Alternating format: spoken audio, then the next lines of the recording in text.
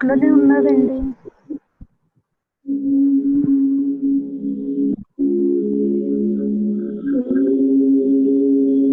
ఇప్పుడు అన్‌మ్యూట్ అయింది కదా! మళ్ళీ మ్యూట్ చేయండి.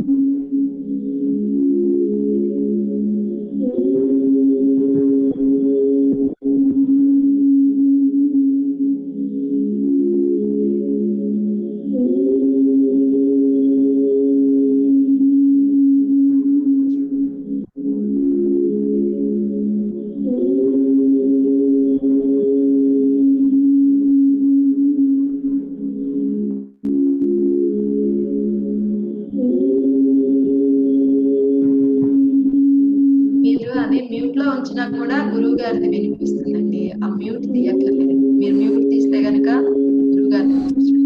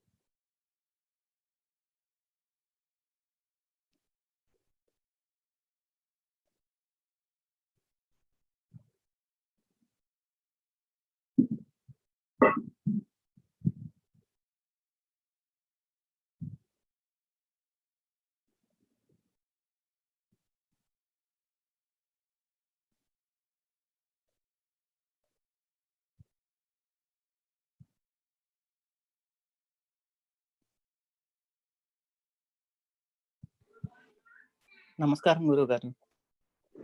నమస్కారం.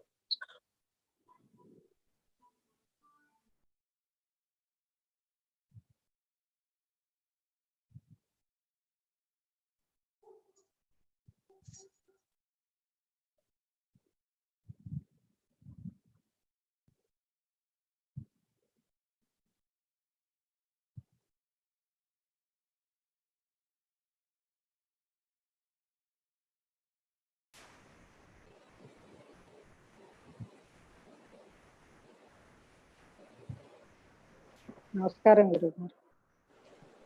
నమస్కారం, అందరికీ నమస్కారం.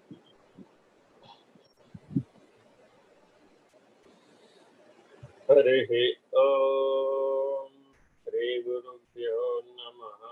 హరి ఓం బ్రహ్మాణం పరమసుఖదం కేవలం జ్ఞానమూర్తిం ద్వంద్వాతీతం గగన సదృశం తత్వమస్యాదిలక్ష్యం ఏకం నిత్యం విమలమచలం సర్వధీ సాక్షిభూతం భావాతి త్రిగుణరహితం సద్గురుం తం నమామి. నమో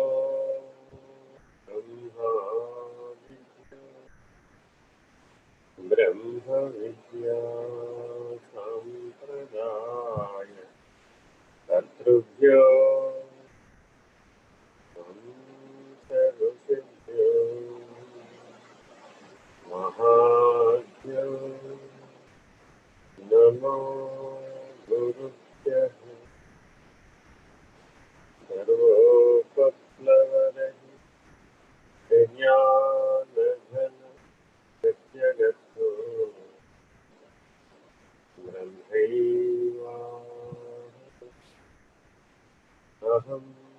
పరారహితం సదా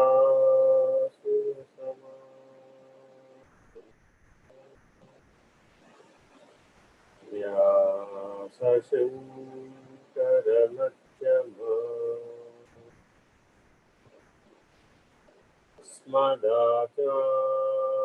అస్మదాచార్యపర్యంతా వందే గురుపరంపరా. హరి ఓం శ్రీ గురుభ్యో నమః. హరి ఓం.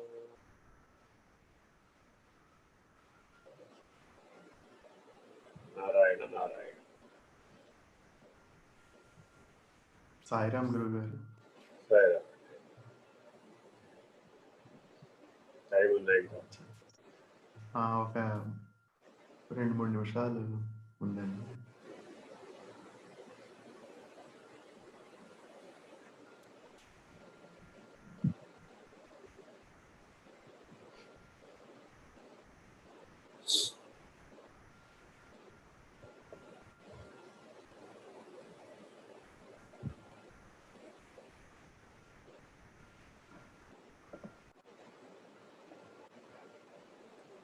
మీ అందరి ప్రొఫైల్ పిక్స్ కనపడే అవకాశం లేదా?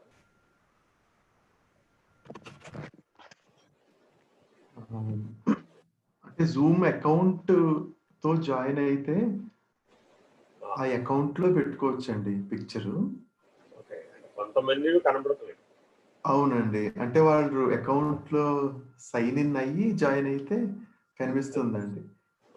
డైరెక్ట్ గా పాస్కోడ్ తో డైరెక్ట్ లింక్ తో జాయిన్ అయిన వాళ్ళదేమో బ్లాంక్ స్క్రీన్. అవునండి అవునండి.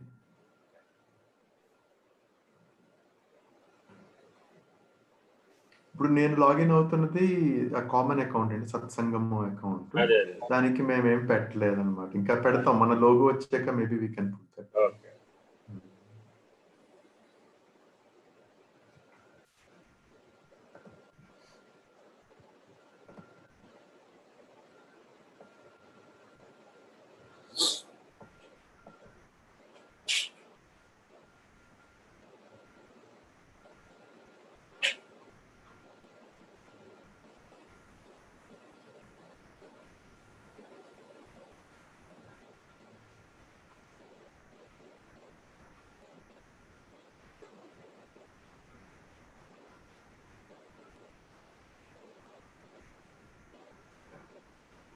మనము ఈ ట్రస్ట్ కి ఒక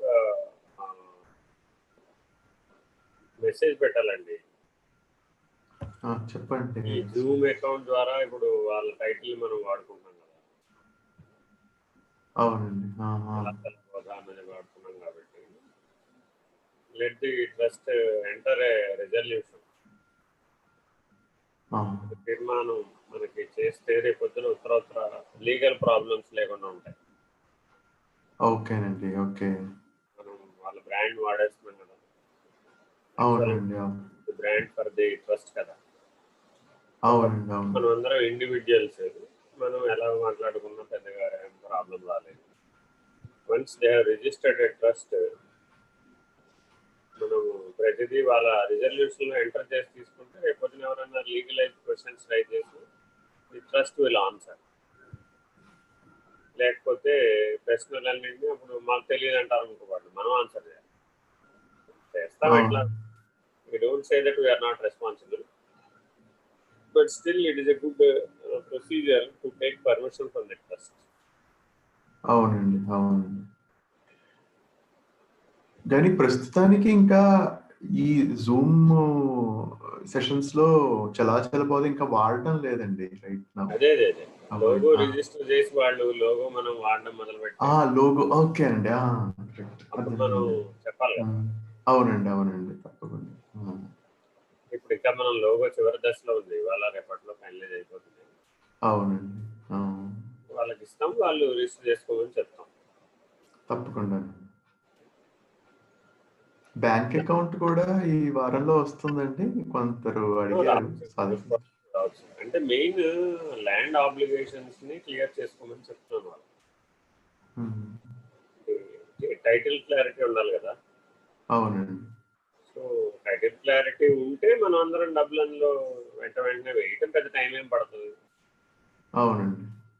so to purchase the land pre preparatory work complete చేసుకోమని చెప్తున్నాం. So getting the documents, getting legally verified, additional documents required, అలా కంప్లీట్ చేసుకుంటే ప్రొసీజర్ ఈజీ అయిపోతుంది. అవునండి. అంటే purchasing A land by an individual is different, by a trust is different. An individual can resell at any point of time. But a trust cannot resell like that. So legal problems munde clear chesukovali. Okay. 100% leak proof ga undali. General ga anni una ancestral properties untayi kada. అవునండి. So they should get proper link document, proper land mutation, proper revenue record, proper encumbrance certificate. All the documents should show properly the land ownership. So if it is a ancestral property, many people have to sign. Instead of that, they can register a partition deed, and then the real landowner can register the land. It would be the better way, kada. That solves many questions. So I told the landowners and the family also to get the partition deed registered, but it takes a little bit time. All the people of the family should assemble together to get the registration partition deed registered. It may take 1 or 2 months time because many people are at somewhere else. Okay అండి. Due to this corona also, they should come together. They need to they need to apply permission to come together. Everywhere the hurdle is corona. So now they cannot come together, even though if they want to do immediately. So there's no hurry. Okay అండి. Some people ask me also, there is a time they may require another 1 or 2, 3 months, even 6 months also. So there's no problem. We might be on track with the land by January. Okay. If so, also it's okay. Okay. Because we cannot land into a pool where the legal problem is there.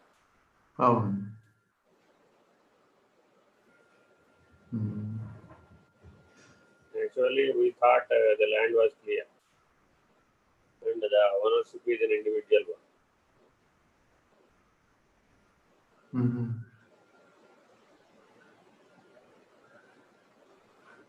On inquiry to the document, it is shown as ancestral home. Okay.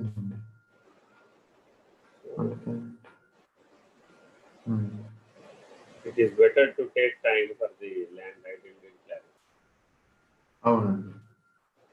Instead of landing problems on the latter date.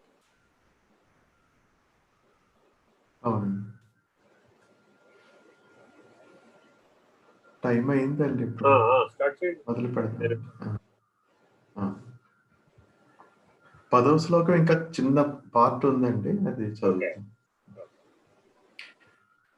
ఉపాదానే అఖిలాధారే జగంతి పరమేశ్వరే సర్గస్థితిలయం యాంతి బుద్బుదా ఇవ వారిని.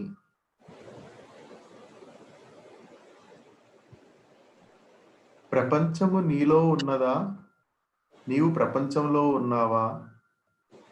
తానున్నట్లు ప్రపంచము ప్రకటించుట లేదు. నీ మనోభావాల ద్వారా ప్రపంచము తెలియచున్నది. చూడండి, మన గురించి ఎంత సులభంగా 2 మాటల్లో చెప్పేశారు. మానవ జీవితం గురించి, పంచభూతాలు ఈ ప్రపంచంలో ఎవరైనా సరే ఫలానా నామరూపాలతో ఉన్న వ్యక్తి ఉన్నాడు అని ప్రకటించలేదు కదా. పోనీ స్థావర జంగమాత్మకమైనటువంటి సృష్టి కానీ, 84 లక్షల జీవరాశులతో కూడిన జీవ ప్రపంచం కానీ, కనీసం మానవులు 800 కోట్ల మానవులు ఉన్నారంటున్నారు వాళ్ళ భూమి మీద, వీళ్ళు కానీ ఎవరైనా మరొక నామరూపాలున్న వ్యక్తిని గుర్తిస్తున్నారా? తనను తానే గుర్తిస్తున్నాడు ఆ ప్రపంచం ద్వారా అంటే తనను తానే తనను తాను గుర్తించుకునే పనిలో భాగంగా తాను గుర్తించేవాడు తనను గుర్తించేవాడిని తన ప్రపంచంగా పెట్టుకుంటాడు. ఈ ప్రపంచంలో ఏ ఒక్క మానవుడికి 800 మంది కోట్ల మానవులు తెలిసే అవకాశం లేదు. ఏ 100 మందో, ఏ 1000 మందో, ఏ 1,00,000 మందో, 1 మిలియన్ మంది తెలిసి ఉండొచ్చు. లేదు మా అయితే 10 మిలియన్ తెలియదు, లేదు 100 మిలియన్ తెలియదు. తెలిస్తే మాత్రం ఏమిటి? ఎవరెవరి గురించి ప్రకటిస్తున్నారు? ఎవరెవరి గురించి ప్రకటించడం లేదు. అందుకని వారి ప్రపంచంలో వారే ఉన్నారు, అంతటా వారే ఉన్నారు. వారిలో ప్రపంచం ఉందా? ప్రపంచంలో వారు ఉన్నారా అంటే వారిలోనే ప్రపంచం ఉంది, వారి ప్రపంచంలోనే వారు ఉన్నారు. అంతేగాని పక్కవాడి ప్రపంచంలో వారు లేరు. ఇది మన జీవితంలో, రోజువారీ జీవితంలో అర్థమైపోవటంలా. పిల్లవాడు ఆడుకుంటూనే ఉంటాడు, తల్లి తండ్రి వాళ్ళ ప్రపంచంలో వాళ్ళు ఉంటారు, వాళ్ళ స్వప్న ప్రపంచంలో వాళ్ళు నిద్రపోతూ ఉంటారు. పిల్లవాడు లేచి హాయిగా ఆడుకుంటాడు, వాడి ప్రపంచంలో వాడు ఉంటాడు. ఇలా ఏ జీవి ప్రపంచంలో ఆ జీవి జీవిస్తూ. నిజానికి మాట్లాడితే ప్రపంచంలో జీవులు లేరు, జీవులలోనే ప్రపంచం. ఇది ఆత్మ విచారణలో మనకి బోధపడేటటువంటి అంశం. ఎందుకని? ప్రపంచంలో నేనున్నాననటం చేత అన్య పదార్థంగా ప్రపంచాన్ని భావించి అన్య పదార్థం చేత తాను బాధించబడుతున్నానని, సుఖించబడుతున్నాననేటటువంటి అధ్యాసకు లోనవుతుంది, శాంతికి లోనవుతుంది. ప్రపంచం నాకు సుఖం ఇచ్చింది, ప్రపంచం నాకు దుఃఖం ఇచ్చింది, లేదు ఫలానా వ్యక్తి వలన నాకు సుఖం కలిగింది, లేదు ఫలానా వ్యక్తి వలన నాకు దుఃఖం కలిగింది, లేదు ఫలానా వస్తువు తెచ్చుకోవడం వల్ల నాకు సుఖం ఇచ్చింది, ఆ వస్తువు సుఖాన్ని ఇచ్చింది. ఇదంతా కూడా ప్రతీతి. ఇది బాగా గుర్తుపెట్టుకోవాలండి ఈ పదాన్ని. మానవ జీవితంలో ఉన్నటువంటి అతిపెద్ద సమస్య ప్రతీతి, అనగా ఒకటి ఉంటే ఒకటిగా పోతడం. ఇది అధ్యాస, ఆభాస. ఉన్నది కనపడకపోవడం, లేనిది కనపడడం, ఉన్న తాడు కనపడకపోవడం, లేని పాము కనపడడం. పిల్లవాడు నోట్లో వేలేసుకుంటాడు, వేసుకుని హాయిగా నిద్రపోతుంది. ఆ అభ్యాసం ఎక్కడి నుంచి వచ్చిందంటే తల్లి గర్భంలో నుంచి వచ్చింది. తల్లి గర్భంలో 7వ నెలలో ఉండగా మొదలుపెట్టాడు ఆ పని, కొంతకాలం కొనసాగిస్తాడు. అది బుద్ధి వికాసానికి అవసరం, ఇంద్రియ వికాసానికి అవసరం. వచ్చేసిన తర్వాత ఆటోమేటిక్గా ఎదిగాడు. జ్ఞానం ఎప్పుడైతే వచ్చేసిందో ఆ అలవాటు అభ్యాసం పోయి, ఒకవేళ పెద్దవాడు అయినా కూడా అదే అభ్యాసాన్ని కొనసాగించాలనుకోండి, అందరూ అడుగుతారు, వాడిని ప్రశ్నిస్తారు, ఏరా ఇంకా నీకు ఈ అలవాటు పోలేదా, ఇంకా నువ్వు ఎదగలేదా, ఇంకా చిన్నపిల్లవాడిలాగానే ఉన్నావా అని అడుగుతారు. చూడండి, అంటే ప్రపంచం కూడా నీ జ్ఞానాన్నే గుర్తిస్తుంది కానీ నీ సుఖ దుఃఖాలను గుర్తించడం లేదు. ఇది మనం ఎప్పటికప్పుడు అనుక్షణం ప్రతి ఆలోచనలో కూడా నువ్వు నీ స్వరూప జ్ఞాన నిష్ఠుడివే అయి ఉండటాన్ని లక్ష్యంగా పెట్టుకుని పుట్టావు. అంతే తప్ప సుఖ దుఃఖాలని కర్మఫలంగా అనుభవించడానికి ప్రపంచంలోకి రాలేదు. ప్రధానంగా నేను కర్మవశాత్తు పుట్టానండి అనుకోవడం వలన అభ్యాస దోషం వచ్చింది. నువ్వు జాగ్రత్తగా కర్మ నుంచి అధిగమించాలి అంటే, కర్మను దాటాలి అంటే, కర్మ జడమని తెలియాలి అంటే నువ్వు ఈశ్వరుని పట్టుకో. ఈశ్వరుడు స్వరూప జ్ఞాననిష్ఠుడు కాబట్టి నువ్వు కూడా ఎక్కడ ఉండాలి అంటే స్వరూప జ్ఞానంలో ఉండాలి. అప్పుడే ఈశ్వరుని యథాతథంగా తెలుసుకోవాలి. అప్పుడు కర్మని అధిగమించి ఉంటావు. అప్పుడు నీ జ్ఞానం కర్మ చేత లోబడదు, ఆవరించబడదు, అధ్యాసకు లోనవదు. అభ్యాసం నిన్ను ప్రభావితం చేయదు. ఎప్పటికప్పుడు మెలకువలో ఉంటాడు, ఎప్పటికప్పుడు తెలివి తెచ్చుకొని ఉంటాడు, ఎప్పటికప్పుడు సాక్షిగా ఉంటాడు. అలా జరుగుతూ ఉండవచ్చు అనేకం ఈ ప్రపంచంలో. సాధనల రూపంలో కూడా చాలా జరుగుతూ ఉండవచ్చు. ఎన్ని జరిగినా తాను సాక్షి, సత్స్వరూపుడు, చైతన్య స్వరూపుడు, జ్ఞానస్వరూపుడు, ప్రకాశస్వరూపుడు, ఆనంద. ఈ 5 లక్షణాలని స్వరూప జ్ఞానంతో గుర్తుపట్టడమే చాలా చాలా చాలా చాలా మానవుడికి ముఖ్యము. అంతేగాని తన చేతనే తయారైనటువంటి తన ప్రపంచంలో తానే ప్రవర్తిస్తూ తానే చిక్కుకుని తానే బంధితుడనని, దుఃఖితుడనని, ప్రభావితుడనని, అందులోనే చనిపోవడం తాలె పురుగు తన నోటి నుంచి వెళ్ళిన గూడులో చనిపోవడం లాంటి చిన్న విషయం. అటువంటి కీటకము వలె మానవుడు జీవించడం. చదువు. సుషుప్తిలో మనస్సు లయించుచున్నది, అంత మాత్రాన నీవు అంతరించుట లేదు. అది తాత్కాలికంగా తెరవనకి వెళ్ళింది, సుప్త చేతనం అయింది. అయినంత మాత్రాన నీవు లేకుండా పోయేవా? ఎప్పుడు ఉన్నావు. నీవు మేల్కొనగానే జగత్తు అనుభవమునకు అందుచున్నది. అప్పటి వరకు సుషుప్తిలో ఉన్నప్పుడు జగత్తు లేదు, అక్కడ ఉన్న జగత్తు వేరే, స్వప్నంలో ఉన్న జగత్తు వేరే, నీ బయట మెలకువగానే నీకు తోచపడుతున్నటువంటి జగత్తు వేరే. జాగ్రత్తగా గమనిస్తే జాయతే గచ్చతే ఇది జగత్. పుడుతుంది, పోతూ ఉంటుంది, పరిణమిస్తూ ఉంటుంది. కాబట్టి ప్రపంచ భావన, అమ్మ ప్రపంచం ఏమనుకుంటుందోనండి, ప్రపంచం నా గురించి ఏమనుకుంటుందోనండి, అయ్యో ప్రపంచంలో నన్ను గురించి ఆలోచించే వాళ్ళందరూ ఎంత ఫీల్ అయిపోతారోనండి. ఇదంతా అధ్యాస. ప్రపంచానికి నీతో ఏం పట్టింపు లేదు, దాని తీరునది పోతూ ఉంటుంది. దాని తీరినది పుడుతూ ఉంటుంది, దాని తీరినది పరిణమిస్తూ ఉంటుంది, దాని తీరినది పోతుంది. దానిపైన అదే జాయతే గచ్చతే ఇది జగత్. ఈ స్వప్న జగత్తు ఎలా అయితే ఉందో అలాగే నీ బాహ్య జగత్తు కూడా అంతే ఉంది. అంతకు మించి నీ గురించి ఆలోచించేవాడు ఎవడు ఉండడు. వాడి ప్రపంచంలో వాడు ఉంటాడు అంతే. ఎప్పుడైనా వాడి ప్రపంచంలో నువ్వు కూడా చోటు చేసుకునే అవకాశం ఉంది. ఎందుకని ఆ మిగిలిన ప్రపంచంలో అనేక వస్తువులు, అనేక జీవులతో పాటు నువ్వు కూడా ఒకటివి. అయితే ప్రాధాన్యత ఇస్తే ఇవ్వవచ్చు కాసేపు, కానీ ఎవరి ప్రపంచంలో వారికి అత్యంత ప్రధానమైనది ఎవరంటే వాడే. అక్కడ పూలున్నా, కాయలున్నా, జంతువులున్నా, పర్వతాలున్నా, స్థలాలున్నా, దేశాలున్నా, పొలాలు, అవన్నీ నీ ప్రతీతే. వాటన్నిటి రూపాల్లో నువ్వే ఉన్నావు, వేరే ఎవరు లేదు. ఇది సర్వగతమైనటువంటి స్థితి. అంటే ఎందుకంటే ఒక వ్యక్తికి కుక్కలంటే ఇష్టం అనుకోండి, ఒక వ్యక్తికి కుక్కలంటే ఇష్టం ఉండకపో. ఆ ఇష్టాయిష్టములలో వ్యాపకమై ఉన్నది ఎవరు? నువ్వే. అన్య పదార్థం లేదు అక్కడ. అందుకని ఆత్మావై పుత్రనామాసి అంటుంది వేదం. తల్లిదండ్రులు పిల్లల్ని ప్రేమించడంలో ఎంతే ఉంది అంటుంది. అందుకని వాళ్ళలో వ్యాపకమై ఉన్నది వీళ్ళే. వాళ్ళు వేరుగా ఎక్కడున్నారు కాబట్టి వీడిని వీడే ప్రేమించుకుంటున్నాడు, వీడిని వీడినే భూషించుకున్నాడు, వీడిని వీడినే సంభారించుకున్నాడు, వీడిని వీడే ప్రభావితం చేసుకున్నాడు. అంతేగాని మరొకరి చేత ప్రభావితం అవుతున్నాను అనేది భ్రాంతి అంటుంది. జాగ్రత్తగా గమనించాలన్నమాట. మామూలు మాటల్లో చెప్పాలంటే కాకి పిల్ల కాకి ముద్దు. ఎందుకని అందులో కూడా తననే చూస్తుంది, అంతకు మించే ఉంది.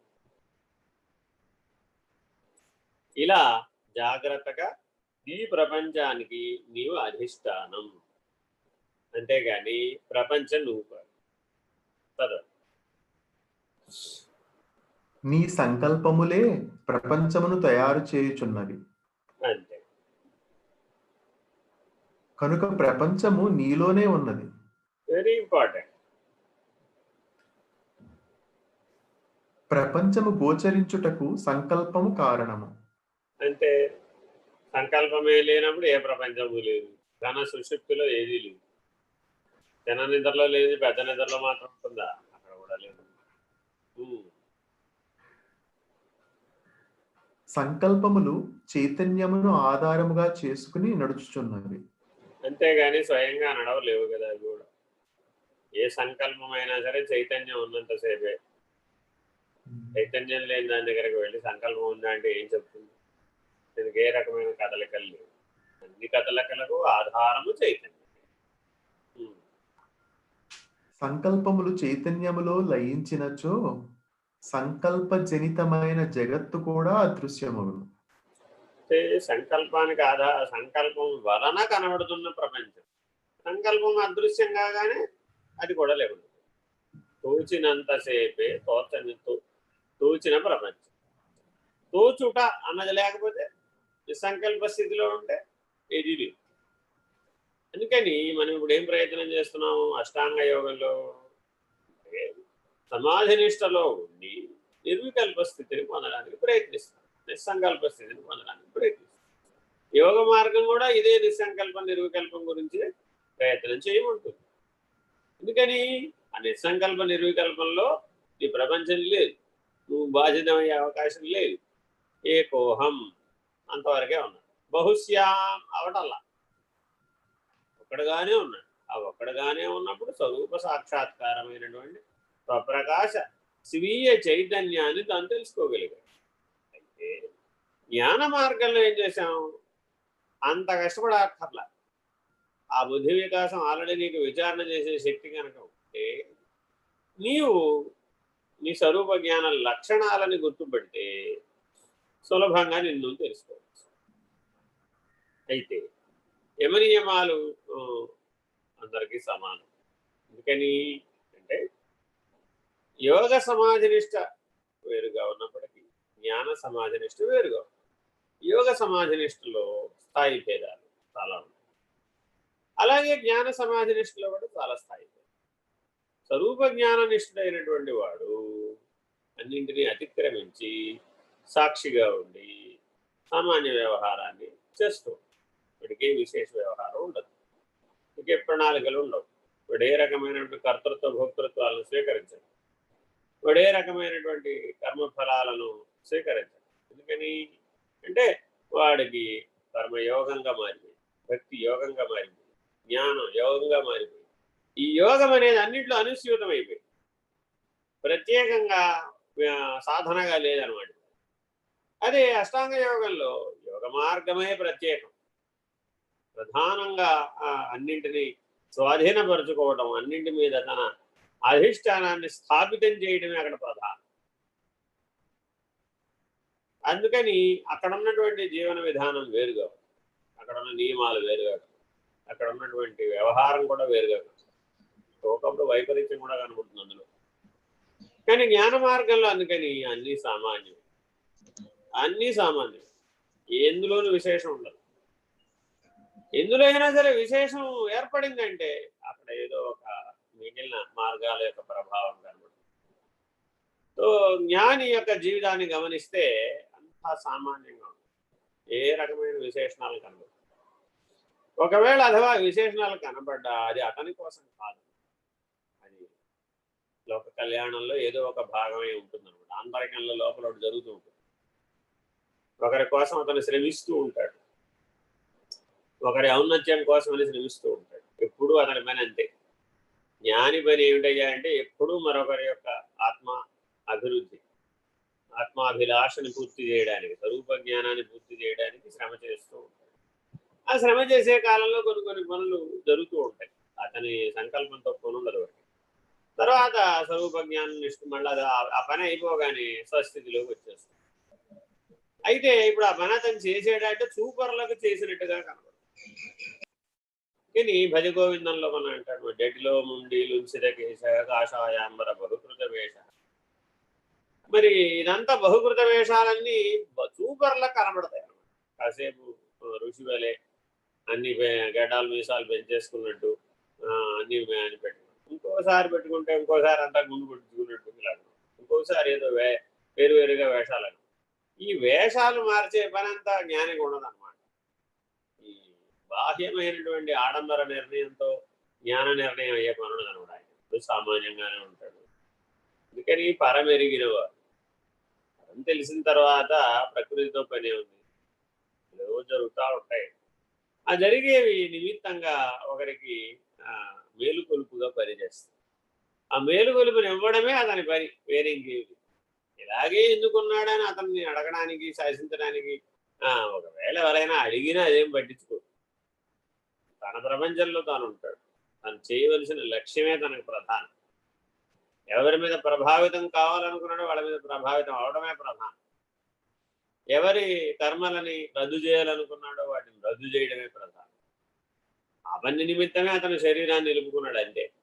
అతను వేరే పని పాఠాలు, వేరే కర్తవ్యం లేదు. కానీ జ్ఞాని యొక్క జీవనం వేరే. అందరినీ ఒకే దృష్టితో చూడకూడదు. అందరూ ఒకలాగా ఉండరు. కర్మ మార్గంలో ఉన్నవాడు ఒకలాగా ఉంటాడు, భక్తి మార్గంలో ఉన్నవాడు ఒకలాగా ఉంటాడు, యోగ మార్గంలో ఉన్నవాడు ఒకలాగా ఉంటాడు, జ్ఞాన మార్గంలో ఉన్నవాడు ఒకలాగా ఉంటాడు, పరాత్పర నిర్ణయమైన వాడు మరొకలాగా ఉంటాడు. వీళ్ళందరికీ చూడడానికి శరీరం ఒకటిగానే కనబడవచ్చు, ప్రారబ్ధ కర్మ కూడా ఒకలాగానే తోచవచ్చు. కానీ వారు ప్రారంభ కర్మ చేత ప్రభావితులు కాదు. ఇట్లా ఎవరి ప్రపంచం వారికి ఉంటుంది. ప్రపంచంలో వాడు అధిష్టానం, ఆశ్రయం కాదు. వాడు స్వరూప జ్ఞాననిష్ఠుడు ఎప్పుడు అధిష్టానం. వాడి లక్ష్యం ఎప్పుడు ఒకటే, కైవల్యం, పరాత్పరం, ప్రవాహ్యం. ఆ నిర్ణయం అయిపోయిందా, వాడు లేడు, నిర్ణయం చేసేవాడు కూడా లేడు. ఈ దృష్టితో ఉంటాడనమాట. నీ లక్ష్యం పరాత్పరమై ఉన్నప్పుడు ఏనుగు నడుస్తూ ఉంటే గడ్డిపోత అడ్డం వస్తుందా? అవకాశం లేదు. ప్రపంచం గడ్డిపోతుంది, ఏం దాన్ని లెక్క చేయడం, తన పని తాను చేసుకుపోతూ ఉంటాడు. ఎవరెవరో ఏదేదో ఏదేదో ఏదేదో ఏదేదో వాడి దృష్టిలో ఏదేదో వాడి గురించి ఏదో అనుకుంటూ ఉంటారనుకోండి. ఆయన తనకి స్వరూప జ్ఞాన దృష్టిలో బయటకు వస్తాడా? రాడు కదా.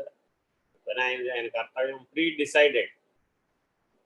ఎవరో ఎవరి చేతనో అతని యొక్క కర్తవ్యం ఎప్పుడు నిర్ణయించబడదు. అందుకని అతని అధిష్టానం ఆశ్రయం కాదు, ప్రాపంచికుడు కాదు, లౌకికుడు కాదు. అతను ఒక నిర్దేశంతో పనిచేస్తాడు. ఒక నిర్దేశం కొరకే శరీరాన్ని నిలుపుకున్నాడు అంతే. ఆ నిర్దేశం అయిపోగానే శరీరం అదే పడిపోతుంది. అతనేం దార విడవక్కర్లేదు. యోగి దార విడవాలి. ఇది యోగికి జ్ఞానికి ఉన్న తేడా. జ్ఞానికి శరీరం అదే పడిపోతుంది. ఎండుటాకు చెట్టు నుంచి ఎట్లా అయితే గాలిపోతుందో, దుర్వారుకం దోస పండు ఎలా అయితే పండిపోయిన తర్వాత తనకు తానే వదిలేస్తుందో అలా శరీరం వదిలేస్తుంది జ్ఞాని. అందుకని జ్ఞాని వెంట శరీరం వెళదాలి. జ్ఞాని తన స్వస్థితిలో తాను ఎప్పుడు ఈ శరీరం వదలాలనే సంకల్పం కూడా అతనికి అవసరం లేదు అతను. ఎందుకంటే శరీరం ఉన్నా తాను శరీరం ఉన్నదని ఆయన ఎప్పుడు గుర్తించలేదు. తన స్వరూప జ్ఞాన నిష్టలో ఉండడమే ప్రధానంగా స్వీకరించాడు. ఇల్లు వాటి అనుషంగికం అంతా కూడా అవి ఉన్నా లేనట్టే వాడికి, లేక ఉన్నట్టు వాడే లేక ఉన్నట్టు అసలు ఇక మిగిలిన వాడితో వాడికి ఏం పని. ఇలా ఉంటారు. అందువలన యోగ మార్గంలో ఉన్నటువంటి వాడికి శరీరాన్ని వదలాలంటే ఈ శరీరం నాకు అవసరం లేదు, మరొక శరీరం కావాలంటే తెచ్చుకోగలడు అవసరమైన శరీరం. కానీ యోగి కూడా ముక్తుడైతే ఆత్మనిష్ట వలన ఇంకా నాకు శరీరం అవసరం లేదనే నిర్ణయానికి కూడా రావచ్చు. ఇలా కర్మ మార్గంలో కూడా సాధ్యమే. చాలా టైం పడుతుంది. ఇట్ టేక్స్ లాంగ్ రోప్ అన్నమాట. కర్మ మార్గంలో ఈ ఉత్థాన పతనాలు ఎక్కువ ఉంటాయి. అయితే అందరూ జ్ఞాన మార్గంలో వర్తించగలుగుతారా? పరిణామ దశ. బుద్ధి చైతన్యంలో కలిసిపోయి కర్మ అనేటటువంటి సంగత్వాన్ని వదిలిపెట్టి చైతన్య స్థితిలో కలిసిపోయేటటువంటి శుద్ధ బుద్ధిని పొందాలి. అటువంటి శుద్ధ బుద్ధి కలిగినటువంటి వారికి జ్ఞాన మార్గం చాలా సులభం. జగత్తును గూర్చి ఆలోచించుట చేయగానే మన మనస్సు జగత్తులో చేరిపోవచ్చున్నది. అలా కాక ఈ జగత్తును వీక్షించు సంకల్పమునకు ఆధారమైన వస్తువు ఏమిటో ఆలోచించి చూసినచో ఆ వస్తువు అధిష్టానమై బాసిల్లు ఆత్మయే అనియు అట్టి ఆత్మ తానేననియు అనుభవమునకు అందును. కాబట్టి సంకల్పం అన్న దగ్గర ఆగిపోకూడదు. సంకల్పానికి ఆధారం ఎవరో చూడాలి. అలా చూసినట్లయితేనే నువ్వు ఆత్మనిష్ఠ అవుతావు. లేకపోతే సంకల్పం దగ్గరకు వచ్చి ఆగిపోతావు. సంకల్పం అంతఃకరణం పని, జ్ఞాత పని కాదు. కుటస్థుడి పని అసలు కాదు. బ్రహ్మము పని అసలు కాదు. జాగ్రత్తగా ఆ జ్ఞాతకి కుటస్థుడికి ఒకే ఒక పని ఉంది. ఏమిటంటే ప్రకాశించడమే దాని పని, జ్ఞానంతో ఉండడమే దాని పని. అంతే తప్ప సంకల్ప వికల్పాలు మనసు పని, నిర్ణయాత్మకం బుద్ధి పని. అభ్యాసం చేత వృత్తి ధర్మాన్ని పోషించడం చిత్తం పని. నేనే కర్త, నేనే భోక్త అనడమే అహంకారం పని.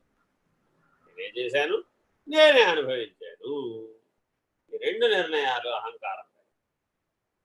ఇలా జాగ్రత్తగా మన అంతఃకరణం యొక్క పనులను గుర్తించి ఈ పనులు పనిముట్లు నేను కాదయ్యా బాబు, ఆధారమైనటువంటి ఆత్మస్వరూపాన్ని అన్న నిర్ణయంలో స్థిరంగా ఉండు. ఇప్పటితో ఈ శ్లోకం అయిందండి. ఇప్పుడు 11వ శ్లోకం కృష్ణానంద మఠం వారి ఫైల్లో చదువుతున్నానండి. అది పేజ్ 19 అండి.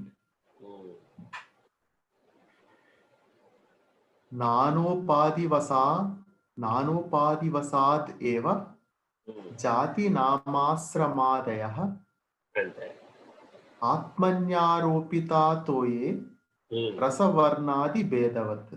అంటే పూలు ఏమండి, పూలు ఎన్ని రకాలండి అన్నాను. చాలా రకాల పూలు ఉన్నాయండి. మందార పూలు వేరే, గులాబీ పూలు వేరే, మల్లె పూలు వేరే, డాలియా వేరే, పొద్దుతిరుగుడు వేరే, కమలాలు వేరే, కలువలు వేరే, తుమ్మి పూలు వేరే, ఇలా చెప్పుకుంటూ పోతే ఎన్ని ఉన్నాయో భూమండలం మీద. లెక్కలేనన్ని పూలు ఉన్నాయి, అసలు గుర్తుపడమే కష్టం. నానా జాతి వర్ణ భేదవత్. వీటన్నింటినీ ఎలా గుర్తించవచ్చు? వాటి వాటి జాతుల ద్వారా, వాటి వాటి వర్ణాల ద్వారా, వాటి వాటి సుగంధం ద్వారా, వాటి వాటి భేదముల ద్వారా వాటిని గుర్తించవచ్చు. అలాగే అన్ని ఉపాధులు కూడా. ఎందుకని విజ్ఞాన శాస్త్రం జీవులందరినీ కేటగరైజ్ చేసింది. వెన్నెముక లేని ప్రాణులు, వెన్నెముక గల ప్రాణులు, భూచరాలు, ఖగచరాలు, యాంఫీబియన్స్, జలచరాలు, నీళ్లలో తిరిగేవి, నేల మీద తిరిగేవి, గాలిలో తిరిగేవి, నేల మీద నీళ్ళ మీద తిరిగేవి. ఇలా రకరకాలైన వర్గీకరణలతో ఈ సృష్టి అంతా కనబడుతుంది. నానా జాతి వర్ణాది భేదవత్ ప్రపంచం యొక్క లక్షణం అన్నమాట. లోకో భిన్న రుచి, కుర్రేకో బుద్ధి, జిహ్వకో రుచి. ఇది ప్రపంచ లక్షణం. కానీ ఏం ప్రయోజనం అని అక్కడికి ఈ మాటలు చెప్పుకుని అక్కడికి ఆగమంటలే. నానా జాతి వర్ణాది రసభేదవత్ దగ్గర ఆగిపోతే నువ్వు స్వరూప జ్ఞానేశ్వరం పొందలేవు. ఎందుకని మనం దేవాలయాలకు వెళ్ళి చూస్తే రోజు ప్రసాదం పెడతారు. ఓ రోజు పులిహార, ఓ రోజు దద్దోజనం, ఓ రోజు పరవాన్నం, ఓ రోజు కట్టు పొంగలి, ఓ రోజు మరో చిత్రాన్నం, ఇలా రకరకాలు పెడతారు. నిజానికి అన్నింటికీ ఆధారం అన్నమే. పక్కన అనుషంగికాలు మారినాయి అంతే. వర్ణం మారింది, రూపం మారింది, దాని పేరు మారింది, కొద్దిగా రుచి మారింది. కానీ మౌలికమైన వస్తువు అన్నమే. అన్నం పరబ్రహ్మస్వరూపం, అదేం మారలేదు.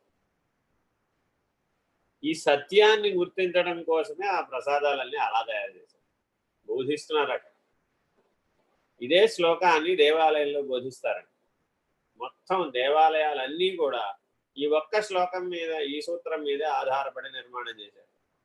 షోడశోపచార పూజ ఇవాళ చేసినట్టు రేపు చేయడు, వారం వారం మారిపోతుంది, రోజు రోజు మారిపోతుంది, ప్రతిరోజు అలంకారం వేరే. ఏమిటిది? నువ్వు సత్యం తెలుసుకోవాలి.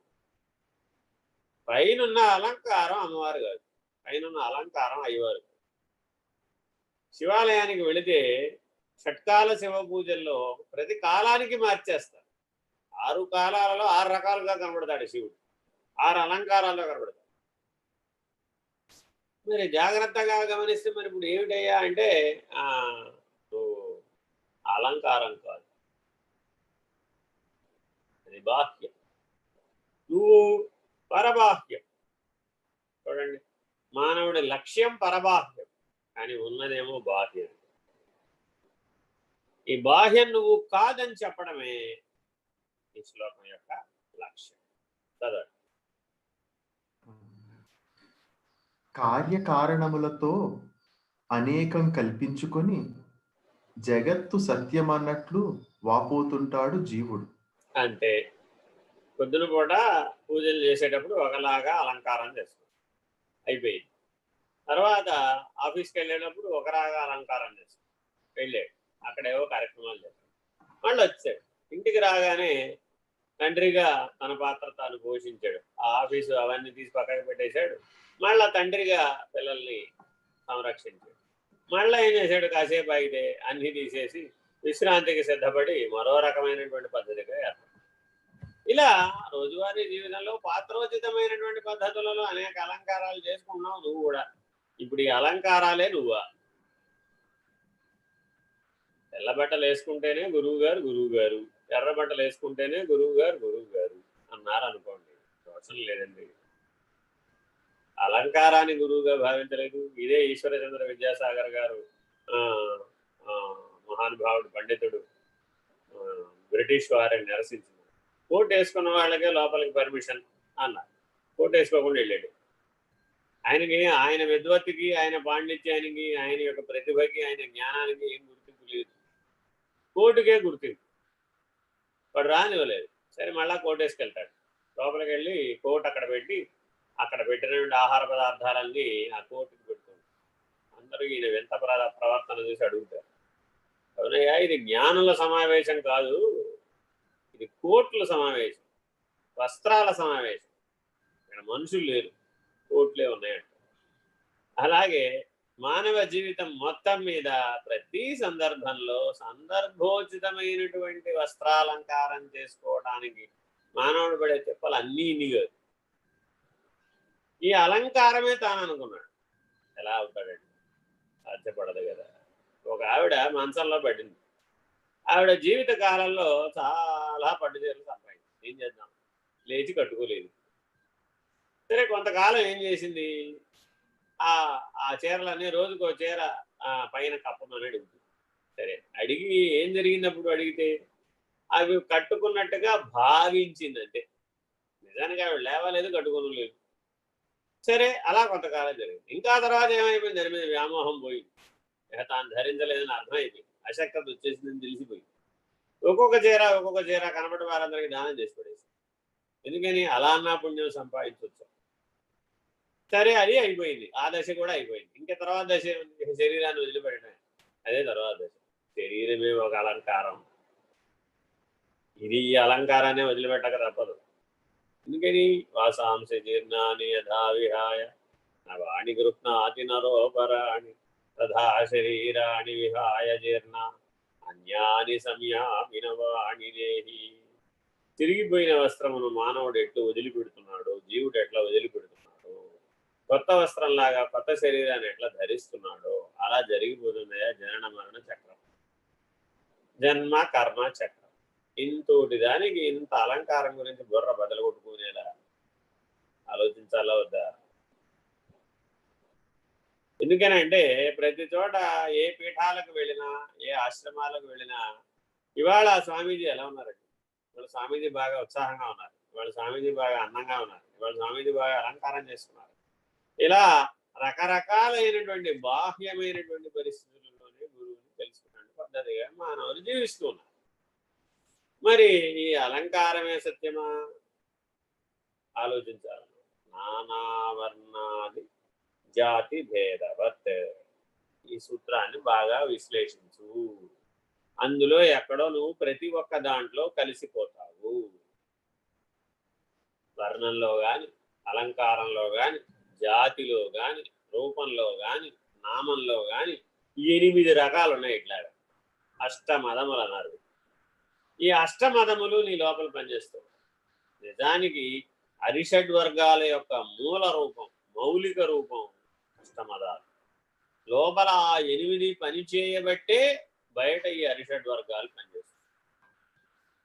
తనను తాను ఈ ప్రపంచంలో అత్యంత ప్రతిభావంతుడుగా గుర్తించుకుంటూ, తనను తాను అత్యంత రూపవంతుడిగా గుర్తించుకుంటాడు, తనను తాను ధనవంతుడిగా గుర్తించుకుంటాడు. ఈ వంతుడు ఏనన్నా పెట్టుకోవయ్యా, భాగ్యవంతుడు, ధనవంతుడు, రూపవంతుడు, విద్యావంతుడు, బలవంతుడు, వంతః అని ఎన్నైతే చెప్పబడుతున్నాయో అవన్నీ అష్టమదముల కేటగిరీ అన్నమాట. ఇవి లోపల అహంకార స్థానంలో ఉంటాయి. అవి అరిషడ్ వర్గాలుగా పెట్టు. ఎప్పుడైనా గుర్తుపెట్టుకోవాలి, నీ శాంత లక్షణం పోయిందంటే ఈ రెండింటి వల్లనే పోతుంది. నువ్వు ఇతరులతో కలిసి జీవించేటప్పుడు జాగ్రత్తగా గుర్తుపెట్టుకోవాలి, నీ ప్రశాంతతకి భంగం దేని వల్ల కలిగింది? అష్టమదముల వల్ల కలిగింది, అరిషడ్ వర్గాల వల్ల కలిగింది. ఎందుకని నానావర్ణ జాతి రూప భేదవత్ లో కలిసిపోయాడు. చదవండి. నీటికి రుచి, రంగు మొదలైన భేదం చెబుతుంది లోకం, ఇది ఆరోపితం. నీటికి ఎప్పటికీ ఎక్కడైనా ఒకటే రుచి, రంగు. అంటే మా ఊళ్ళో నీళ్లు తీయగా ఉంటాయండి, మీ ఊళ్ళో నీళ్లు చవగా ఉన్నాయి అంట. ఎక్కడికన్నా ఏ ఊరన్నా వెళ్ళాం, దాహం అడిగా, మంచినీళ్ళు ఇచ్చాబో మీ ఊళ్ళో నీళ్ళు ఉప్పగా ఉన్నాడు బాబు, చవగా ఉన్నాడు బాబు. అంటే దేనివల్ల వచ్చింది అది అంటే అక్కడ ఆ ప్రాంతంలో ఉన్న భూమి వల్ల వచ్చింది. ఏ ప్రాంతంలో భూమిలో ఉన్నటువంటి లక్షణాలు, లవణాల యొక్క ప్రభావం వల్ల నీటికి రంగు, రుచి, వాసన వచ్చాయి. అంతేగాని వాస్తవానికి నీటికి రంగు, రుచి, వాసన లేదు. సముద్రంలో నీళ్లు ఉప్పగా ఉన్నాయి, నదిలో నీళ్లు తీయగా ఉన్నాయి, చెరువులో నీళ్లు ఒకలాగా ఉన్నాయి, బావిలో నీళ్లు ఒకలాగా ఉన్నాయి, బోరులో నీళ్లు ఒకలాగా ఉన్నాయి. అన్ని నీళ్లు ఒకటే. వర్షపు నీళ్లు శుద్ధ జలం, ఎక్కడా నేల మీద పడినంత వరకు, వాతావరణంలోకి దిగిరానంత వరకు, దిగిరాగానే వాతావరణంలో ఉన్నటువంటివన్నీ అందులోకి చేరిపోతాయి. అప్పుడు నీటికి వర్ణం మారిపోయింది, రూపం మారిపోయింది, రంగు, రుచి, వాసన మారిపోయింది. శబ్ద స్పర్శ రూప రసగంధాలలో శబ్దం ఒకటే లేదు నీటికి, మిగిలిన 4 లక్షణాలు. శబ్దం అంతర్లీనంగా 1/8 భాగం ఉంది, లేకుండా పోల ఆకాశ భాగం కూడా. కానీ ఈ ఉపమానాన్ని స్వీకరించి మనకు ఒకటి చెప్తున్నాడు కదా, భూమిలో వ్యత్యాసం వలన నీటికి రుచి వ్యత్యాసం ఉన్నట్లు అనిపిస్తుంది. ఇతర సంకల్పం వలన రంగు వ్యత్యాసం ఉన్నట్లు కనిపిస్తుంది.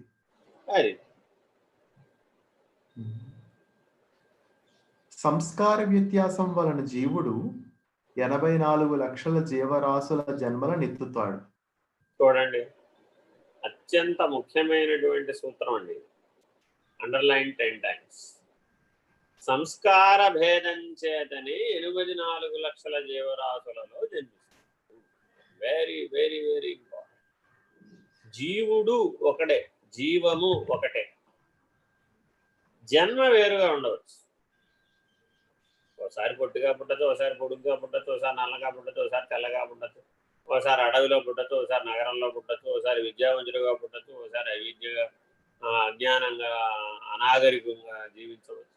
ఎలా జీవించాడన్నటువంటి జీవన విధానాన్ని గమనిస్తే ఆ జీవన విధానం అంతా సంస్కార భూయిష్టంగా ఉంటుంది. Complexity of ట్రైట్స్.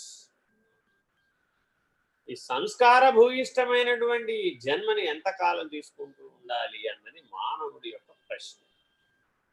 మిగిలిన జీవరాశికి ఎప్పటికీ రాదు ఈ ప్రశ్న. ఆయా జీవులు ఆయా ఉపాధి చేత పరిమితమై ఆ మేరకే తెలివితేటలు కలిగి ఉంటాయి కాబట్టి విచక్షణా జ్ఞానం అంతకు మించి లేదు కాబట్టి అవి ఆ సంస్కారం చేత పరిమితించబడిపోయి అలాగే పుడతాయి, అలాగే పోతాయి, అలాగే మరలా జన్మ ఎదుగుతూ ఉంటుంది, పరిణామం చెందుతూ. అని మానవుడు ఒక్కడే ప్రశ్నించాడు, ఏమిటి ఈ సంస్కారాల గొడవ? ఒక క్షణం ఉన్నట్టు మరో క్షణం ఉన్నాడు, పొద్దున ఉన్నట్టు సాయంత్రం ఉన్నాడు, ఈ గంట ఉన్నట్టు మరో గంట ఉన్నాడు. వాడు ఎప్పుడూ చెడ్డవాడేనా? కాదు. వాడు ఎప్పుడూ మంచివాడేనా? కాదు. పోనీ వాడు ఎప్పుడు సత్ప్రవర్తనే కలిగి ఉన్నాడా? ఎప్పుడు దుష్టుడు అవుతాడో వాడికి తెలియదు. ఇలాంటి పరిస్థితి మనం ఇవాళ ప్రపంచంలో గమనిస్తున్నాం. ఈ వ్యవహార భేదం అంతా సంస్కార భేదమే. ఈ సంకల్పములన్నీ సంస్కారముల నుంచే వచ్చినాయి. మానవుడు స్వరూప జ్ఞానం ఎందుకు సంపాదించాలి అసలు? ఏమంటే మానవుడు ఆత్మనిష్ఠుడు ఎందుకు అవ్వాలి? ఏం తెలుసుకోకపోతే ఏమిటవుతుంది? ప్రపంచంలోనే జీవిస్తే వచ్చిన నష్టం ఏంటి? ఇలా అడిగినటువంటి వాళ్ళు చార్వాకులు. బార్హస్పత్యం అని దీనికి పేరు. బృహస్పతి స్థాపించాడు దీన్ని. మొట్టమొదటి విచారణ, మానవుడికి విచారణ మార్గంలో కలిగేటటువంటి ప్రథమ వికాసం చార్వాకు. ఏమిటి ఇప్పుడు నాకు ప్రాబ్లం? నేను ఇలాగే ఉంటాను. ఏ దేవుడు నమ్మకపోతే నాకేమిటి సమస్య? ఈ ప్రపంచం నా కోరికలను తీరుస్తుందిగా, ఈ ప్రకృతి నా కోరిక అవసరాలను తీరుస్తుంది కదా. దీనికి ఆధారం అధిష్టానమైన వాడిని నేను తెలుసుకోవాలి అసలు. నాకు అవసరాలు.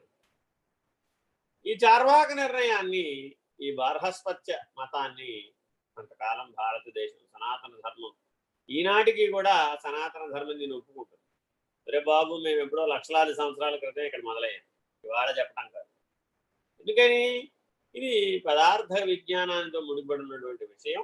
వస్తువు సుఖాన్ని ఇస్తుందనే భ్రాంతితో ముడిపడిన విషయం. వేరే ఇంతకు మించి ఏమి. ఇందులో ఉన్నది ఇది భ్రాంతి నీకు తెలియడానికి కొన్ని జన్మలు పట్టవచ్చు, కొన్నిసార్లు పుట్టిపోవలసి రావచ్చు. కానీ ఏదో ఒకనాటికి నీకు ఈ ప్రశ్న వస్తుంది. నానావర్ణ గుణజాతి భేదవత్గా ఉన్నటువంటిదంతా సంస్కార భూయిష్టమైనటువంటి జన్మ. ఈ సంస్కారాలని ఎప్పటికైనా నేను పోగొట్టుకోవాలి, రద్దు చేసుకోవాలి. మానవ జీవితంలో ఏం జరుగుతుంది? ఎప్పటికప్పుడు అపేక్ష ద్వారా ఈ సంస్కారం జీవిస్తుంది, చైతన్యవంతం అవుతుంది, క్రియాశీలం అవుతుంది, ఫలితాన్ని కూడా ఇస్తుంది. ఏమంటే ఇప్పుడు నాకు ఈ 10 మంది మనుషులు ఎందుకు దొరికారండి? మానవుడికి వచ్చిన పెద్ద ప్రశ్న ఇదే. 800 కోట్ల మంది మానవులు ఉంటే, 800 కోట్ల మంది మానవులు ఉంటే ఈ 10 మంది నాకు ఎందుకు దొరికారు? ఇలాంటి అత్తగారు ఎందుకు దొరికింది? ఇలాంటి భర్త ఎందుకు దొరికాడు? ఇలాంటి భార్య ఎందుకు దొరికింది? ఇలాంటి పిల్లలే ఎందుకు దొరికారు? ఇలాంటి మానవులతోనే నేను సహజీవనం ఎందుకు చేయవలసి వస్తుంది?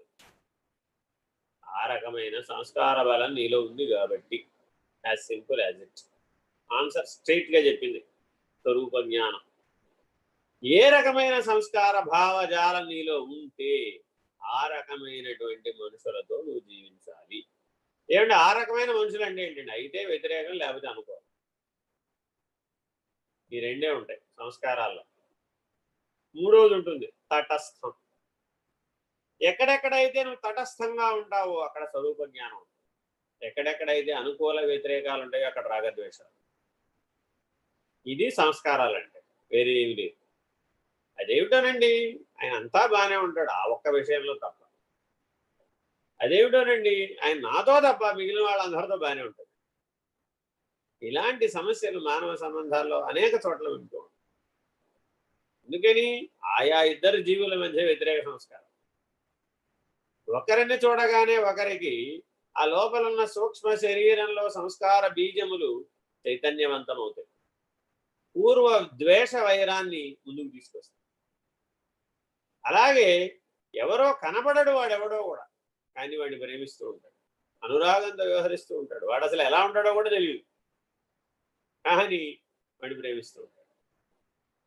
రాగం అన్నమాట. ఎవరో కనపడుతున్నారండి, లీలగా కనపడుతున్నారండి, స్పష్టంగా గుర్తించలేకపోతుంది, కానీ ఆయన ఎడల నాకెంతో ఆరాధనాభావం ఉందండి, అనురాగ భావం ఉందండి.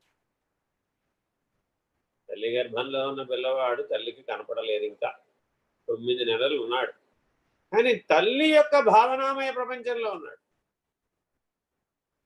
వాడి ఎడల ఎంతో అనురాగాన్ని పొందింది, లేకపోతే ఆ బిడ్డ పోషించబడడు. తల్లికే కనుక తల్లి గర్భంలో ఉన్న శిశువు మీద ద్వేషభావం కలిగితే వాడు జన్మతడు, మధ్యలోనే డ్రాప్ అయిపోతాడు. మరి అక్కడ కూడా అనుకూల వ్యతిరేక సంస్కారాలు పనిచేస్తాయి. పాపం ఒక్కొక్క తల్లి తీవ్రమైన వేదనను అనుభవిస్తుంది 3వ నెల నుంచి 4వ నెల 5వ నెల మధ్యలో వేవిళ్ళ రూపంలో. ఆ వేవిళ్ళకు కూడా కారణం ఆ భౌతిక చర్య, ప్రతిచర్యలకు కారణం ఆంతరికమైన సంస్కారయుతమైనటువంటి చర్య, ప్రతిచర్యలు. సూక్ష్మ శరీరంలో ఏర్పడుతున్న సంలీన విలీనాలు, న్యూక్లియర్ ఫ్యూజన్ అనేటటువంటిది చాలా లోతుగా వివరించింది భారతీయ తత్వశాస్త్రం. మనస్సు అనే ఉపరితలం మీద ఆగిపోలేదు, దాని లోతులను పరిశోధించింది. మానసిక తత్వశాస్త్రవేత్తలు కేవలం ఈగో, సూపర్ ఈగో వరకే చెప్పి వదిలేశారు. దాన్ని శుద్ధి చేయడం ఎట్లాగో చెప్పలేదు. ఇటు జోలికి అసలు వెళ్ళొద్దు అన్నారు. ఆ ఇటంతా ఈ సంస్కార భూయిష్టంగా ఉంటుంది. జాగ్రత్తగా ఆ ఇడ్డుని బాగు చేయడమే చిత్తశుద్ధి. ఇది సనాతన ధర్మం బోధించినటువంటి కర్మ మార్గం, భక్తి మార్గం. ఈ రెండింటిలో ఆ చిత్తశుద్ధి ఏర్పడుతుంది. Very very important. అతను శుద్ధమైనటువంటి, సాత్వికమైనటువంటి, జ్ఞానపూర్వకమైనటువంటి సంస్కారాన్ని పొందుతాడు. కొంతమందికి మెచ్యూరిటీ, స్వరూప జ్ఞానాన్ని పొందాలనేటటువంటి ఫలంపు, సంకల్పం, లక్ష్యం బాల్యంలోనే కలుగుతుంది. మరి కొంతమందికి 90 ఏళ్ళు వచ్చినా కూడా భోగ్యం మీదనే దృష్టి. 80 ఏళ్ళు వస్తాయి, 70 ఏళ్ళు వస్తాయి, ఇంకా భోగ్యం మీదే దృష్టి. భోగాయతనం అనేటటువంటి దృష్టితోనే ఈ శరీరాన్ని చూస్తాడు. భోగానికి పనిముట్టు. ఈ పనిముట్టుతో నేను ఎన్నో అనుభవించాలండి. ఇంకా ఈ మధ్యకాలంలో కలియుగంలో విపరీత ప్రవర్తనలకు ఆలవాలమైనటువంటి కలియుగంలో ఎన్నో ప్రశ్నలు. ఆయుర్దాయం ఎంత ఉంటుందో తెలియదు, కానీ చివరి క్షణం వరకు కూడా భోగాయతనమై జీవించేటటువంటి జీవన శైలి. ఇది కలియుగంలో వైపరీత్య ప్రవర్తన. వీటన్నిటికీ వెనకాల కారణం ఏమిటి? అంతా సంస్కార భూయిష్టం. స్వరూప జ్ఞానం పొందితే తప్ప ఈ సంస్కారాలు రద్దుగా. ఏమండి, ప్రారంధం భోగతో నశ్యేత్ కదా, అనుభవిస్తే ప్రారంధం రద్దు అయిపోతుందని చెప్తుంది కదా శాస్త్రం. సత్యమే. స్వరూప జ్ఞాన నిష్ఠుడై ఉంటే రద్దవుతుంది. అంటే దానికి ముందు వెనక చెప్పినటువంటి సమన్వయాన్ని మనం పరిశీలించకుండా మనకు కావాల్సినటువంటి 3 మాటలు 2 మాటలను మాత్రమే పట్టుకునే అతి తెలివి ఉందన్నమాట మన దగ్గర. అందుకని ప్రారబ్ధం భోగతో నశ్యేది ఎప్పుడు నువ్వు జ్ఞానివై ఉంటే, స్వరూప జ్ఞాన నిష్టలో ఉంటే సంస్కారాలు రద్దవుతూ కొత్త సంస్కారాలు ఏర్పడకుండా ఉంటాయి. కొత్త సంస్కారాలు ఏర్పడటమే, అపేక్ష మిగిలిపోవడమే, శేషించడమే ఆగామి కర్మ. సంస్కారాలు ఏర్పడకూడదు, ఉన్న సంస్కారాలు రద్దవ్వాలి. ఇది ఈ రకంగా వ్యవహరించాలి. స్వరూప జ్ఞానం కావాలనుకునేటటువంటి వాడు ఉన్న సంస్కారాలు రద్దవ్వాలి, కొత్త సంస్కారాలు ఏర్పడకూడదు. బ్రహ్మవాసన, బ్రహ్మజ్ఞానం అనేటటువంటి వాసన, స్వరూప జ్ఞానం అనేటటువంటి వాసన ద్వారా వాసనాక్షయం చెయ్యాలి. ఎలాగైతే ప్రకాశం రాగానే చీకటంతా ఎలా పోయిందో అలా పోవాలి. ఏతత్క్షణమే పోవాలి, సిద్ధ వస్తువుగా పోవాలి. ఇది జ్ఞానం, ఇది స్వరూప జ్ఞానం. ఈ మెలకువ కలగగానే ఆ కళలన్నీ పోవాలి. ఈ తురియనిష్ట కలగగానే అవస్థాత్రయం లేకుండా పోవాలి. ఆ పరాత్పరం తెలియగానే ఎరుక లేకుండా పోవాలి. ఇది జ్ఞాన మార్గం, ఇది కైవల్య మార్గం. సరే, అనేక మానుష జన్మలు ఎత్తుతాడు. సంస్కార వ్యత్యాసం వలన కలిగిన దేహము వాటికి వశమై పేరు, జాతి, ఆశ్రమముల వ్యత్యాసంతో జన్మలను సాగిస్తాడు.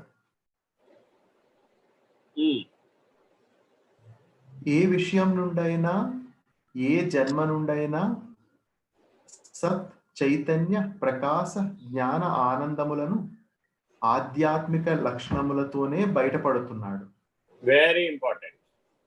నువ్వు ఆఫ్రికాలో పుట్టు, ఇండియాలో పుట్టు, ఆస్ట్రేలియాలో పుట్టు, భూమండలం మీద ఎక్కడన్నా పుట్టు, ఎలా అయినా జీవించు, అంటార్కిటికాలో పుట్టు, ఎక్కడ పుట్టినా నీలో ఉన్న స్వరూప జ్ఞాన లక్షణాలు మాత్రం మారవు.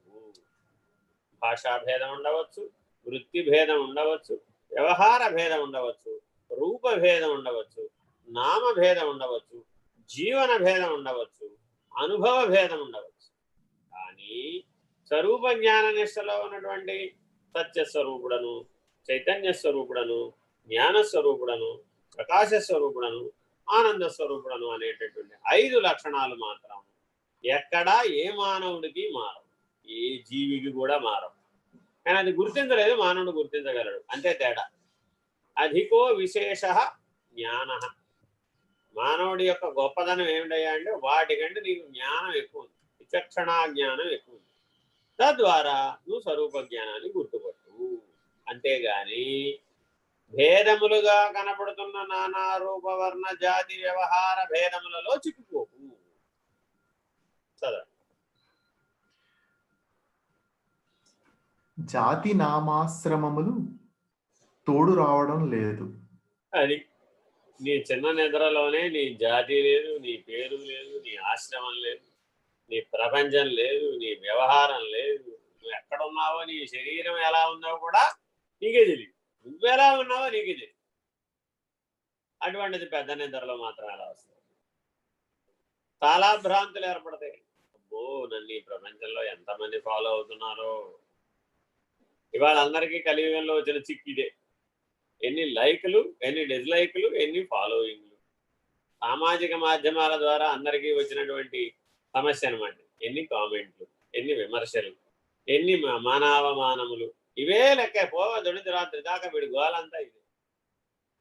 ఈ సమస్య చిన్న పెద్ద తేడా లేకుండా అందరికీ వచ్చేసింది. అంటువ్యాధి, పాండమిక్ అనమాట, కరోనా లాగా. దానికి కనీసం ఏదో మందు మాకు మార్గం ఏడిసింది. దీనికి మందు మాకు లేదు, ఎవరికి వాడే కనుక్కోవాలి. చివరికి ఎంత దూరం వచ్చేసారయ్యా అంటే నేటి యువత ఎవడు ఫాలో అవటం లేదని, ఇవాళ ఎవడు లైక్ కొట్టలేదని, ఇవాళ ఎవడు కామెంట్ చేయలేదని, ఇవాళ తననెవరూ గుర్తించలేదని డిప్రెషన్లోకి వెళ్ళిపోతున్నారు. ఎంత అన్యాయం! దీనికంటే అన్యాయం ఏమైనా ఉందా? తల్లి పిల్లలు ఎప్పుడు రోజు అమ్మ యు ఆర్ గ్రేట్, అమ్మ you are great, I love you అంటూ ఉంటారని అన్న ఉంటుంది. కర్తవ్యం. మానవుడు ఎప్పుడు గుర్తుపెట్టుకోవాలి, మానవుడిగా తాను చేయగలిగేటువంటి ఉత్తమ వికాసం ఏమిటంటే కర్తవ్య నిష్ఠ. తన కర్తవ్యాన్ని తాను కొంగు పుంగు లేకుండా, పొంగు ఉండకూడదు, పుంగు ఉండకూడదు, మానం అవమానం ఈ రెండింటిని పట్టించుకోకుండా తన కర్తవ్యాన్ని తాను చేసుకోవాలి సాక్షిగా, తాను కర్తగా లేకుండా. This the highest level of evolution. కర్మ పరిధిలో కర్మ తజ్జడం అన్న స్థాయిలో తన పని తాను చేసుకోవాలి. That's a pre design programme. It's nothing to worry about. మరి ఏమండి నేను ఎప్పుడు గానిగద్దులాగా ఇలాగే ఉండాలి? మన స్వరూప జ్ఞాన నిష్ఠుడు కావచ్చుగా. చేసిన పని మళ్ళా చేయమని ఎవడు చెప్పాడు? చేసిన తీరుగానే ఎవడు చేయమన్నాడు? వ్యవహార భేదం, వర్ణ భేదం, జాతి భేదం, రూప భేదం, నామ భేదం, ఇన్ని భేదాల మధ్యలో నువ్వే భేదం అయిపోయావు కదా. అభేద స్థితిలో ఉండవలసిన వాడివి కదా, భేద బుద్ధిలోకి చేరిపోయావు కదా. అభేద బుద్ధే కదా జీవుడంటే. ఈ భేద బుద్ధిని వదిలిపెట్టడమే, సంస్కారాలను రద్దు చేసుకోవడమే నీ జీవిత లక్ష్యం. Very very important. కదా జాతి నామాశ్రమములు జన్మ వ్యవస్థలో కనబడి వాస్తవంలో లేనివి కనుక అవి జీవునికి ఆత్మయందు ఆరోపింపబడినవే, వాస్తవములు కాదు. ఆరోపించబడినవి. ఏమండి ఇప్పుడు బ్రహ్మచారి అనాలండి. ఇప్పుడు తల్లి గర్భంలో ఉన్న శిశువు బ్రహ్మచారి, గృహస్థ, వానప్రస్థ, సన్యాస ఉన్నాడా లేడా? వాడికి ఆశ్రమ ధర్మాలు లేవురా బాబు. సరే పుట్టాడండి, పుట్టంగానే వీడు బ్రహ్మచార, గృహస్థ, వానప్రస్థ, సన్యాసి అని అడిగాడు. ఏం చెప్తాం? 8 ఏళ్ళు దాటే వరకు ఏం చెప్పలేము నాన్న. బాల వటువుగా లెక్కేయాలన్నా సరే, బాల బ్రహ్మచారిగా లెక్కేయాలన్నా 8 ఏళ్ళు రావాలి, కనీసం 5 ఏళ్ళు అన్నా రావాలి. 5 ఏళ్ల లోపల వాడికి ఆశ్రమ ధర్మం వర్తించదా? అంటే వాడికి యమ నియమాలు లెక్కెట్టకూడదు. 5 ఏళ్ల లోపల నువ్వు అలా లేవేంట్రా, నువ్వు ఇలా లేవేంట్రా అనకూడదు. ఒకవేళ అన్నా తత్కాలవత్తు నేర్పడానికి, అంతేగాని వాడికి శిక్ష వేయకూడదు. 5 ఏళ్ల వరకు రాజు వారు చూడాలని. 5 ఏళ్ల తర్వాత వాడిని జాగ్రత్తగా మందలించాలి, వాడిని జాగ్రత్తగా సేవకుడుగా చూడాలి, జాగ్రత్తగా వాడిని 15 ఏళ్ళు వచ్చే వరకు జాగ్రత్తగా విద్యాబుద్ధులు, ధర్మాధర్మాలు నేర్పాలి, ఆచరణలో ఏం చేయాలో నేర్పాలి. వాడిలో ఉన్న ప్రజ్ఞా వికాసం వచ్చేటట్టుగా వాడికి శిక్షణను ఇవ్వాలి. 5 to 15. 16 నుంచి స్నేహితుని వెలుచు జాగ్రత్తగా ఈ పెంపుదలలో మనం ఇట్లా పాటించినట్లయితే అప్పుడు వాడిలో స్వరూప జ్ఞానం వికసిస్తుంది. వాడిలో ఈ నామ రూప వర్ణ భేదములలోన్నీ కూడా సమసిపోతాయి. ఎందుకని ఇవేమి లేవు. నామ రూప ఆశ్రమ భేదాలన్నీ కూడా చిన్న నిద్రలో లేవు, పెద్ద నిద్రలో అసలు లేవు. నీ లోపల అసలు స్వరూప జ్ఞాన నిష్ఠలో అసలే లేవు. ఇవన్నీ బాహ్యం. ఇదంతా తోచినప్పుడే ఉంటాయి, అంతే. తోచనప్పుడు ఏది లేదు. ఇప్పటితో కృష్ణానంద మఠం వారిది అయిందండి. సుందర చైతన్యానందుల వారి చదువుతాను. నానోపాధి వసాదేవ జాతి నామాశ్రమాదయ ఆత్మన్యారోపితాతోయే రసవర్ణాది భేదవత్. ఒక తెల్లటి వస్త్రం మీద ఏ వర్ణం వేస్తే ఆ రంగు గుడ్డగా కనబడుతుంది. అవునా కదా? అంతకు మించి నిజానికి ఆ వస్త్రానికి ఆ వర్ణం లేదు. జాగ్రత్తగా గుర్తించాలి. అలాగే ఏమండి, ఈ జన్మలో నేను ఫలానా కులంలో, ఫలానా మతంలో, ఫలానా వ్యవహారంలో, ఫలానా ధర్మంలో పుట్టాను కదా, ఏం చేయమంటారండి? ఏం చేస్తావు? ఆ సంస్కారంతో ఉన్నావు కాబట్టి, ఆ రకమైన పరిణామం అవసరమైంది కాబట్టి, ఆ రకమైనటువంటి మానవులతో వ్యవహరించవలసినటువంటి అగత్యం నీకు ఆంతరిక జీవనంలో ఉంది కాబట్టి నీ బాహ్య జీవన ప్రతిఫలనం అలా ఉంది. సరే, ఇప్పుడేం చేయాలి? నువ్వు దాన్ని స్వరూప జ్ఞానానికి వాడుకో. అంతేగాని ఈ వ్యవహారంలో ఉన్నానేమిటి అని ఆలోచించకు. బురదలో పుట్టానేమిటని కమలం ఏమన్నా ఆలోచించి అక్కడే ఉండిపోయిందే. ఎదిగి పైకి వచ్చి చక్కగా ఈశ్వర పూజకి వినియోగపడేటటువంటి పద్ధతిగా వికసించి ఈశ్వరుని పాద పద్మాలకు చేరి కమలమే మనకు అలా బోధిస్తూ ఉంటే మనం కూడా మరి ఎలా ఉండాలి? అలా నువ్వు ఎక్కడ పుట్టావన్నది ప్రశ్న కాదు, ఎలా జీవించావన్నది కూడా ప్రశ్న కాదు. స్వరూప జ్ఞాన నిష్టలో పొందావా లేదా అనేది వెరీ వెరీ ఇంపార్టెంట్. మన పురాణాలని, మన ఉపనిషత్తులని జాగ్రత్తగా పరిశీలిస్తే అన్ని వర్ణాలలో మహర్షులు ఉన్నారు, అన్ని వర్ణాలలో గోత్రాలు ఉన్నాయి, అన్ని ఆశ్రమాలకు సంబంధించినటువంటి విధి విధానాలు కూడా ఉన్నాయి. ఎందుకు ఇలా ఇచ్చారు? అందరికీ లక్ష్యం ఒకటే. ఏంటది? ఏకమేవ అద్వితీయం బ్రహ్మ. ఏమండి, నేను శ్మశానంలో కాటి కాపరనండి, నా వ్యవహారం అది ఈ జన్మలో అనుకోండి. ఇప్పుడు నాకు ఆత్మజ్ఞానం పొందే అవకాశం లేదా? ఎవరు చెప్పారు లేదండి? అందరికంటే వాడికే అవకాశం ఉంటుంది.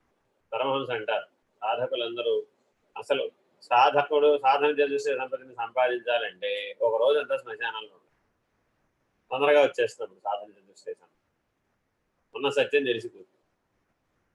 ముఖ్యంగా కాశీ వెళ్ళిన వాళ్ళందరూ అదేంటి మహాశ్మశానం, ప్రపంచంలో ఎక్కడెక్కడ వాళ్ళంతా కూడా అక్కడికే వస్తారు, అక్కడే దహనం చేస్తారు, అక్కడే గంగలో కలిపేస్తారు.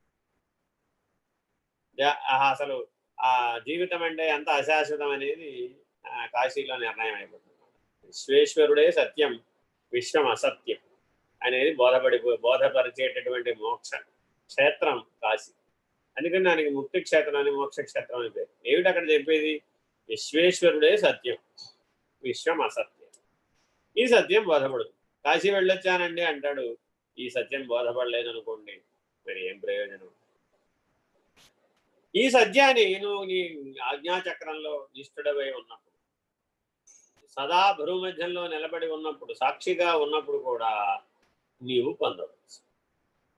అదే త్రివేణి సంగమం.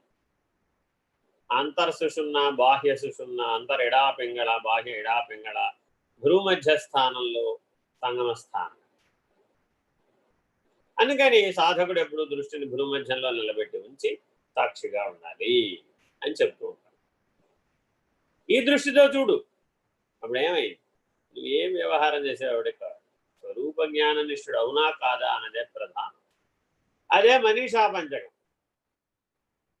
చండాలోస్తు సదుద్విజోస్తు గురురిత్యేషా మనీషా మమ.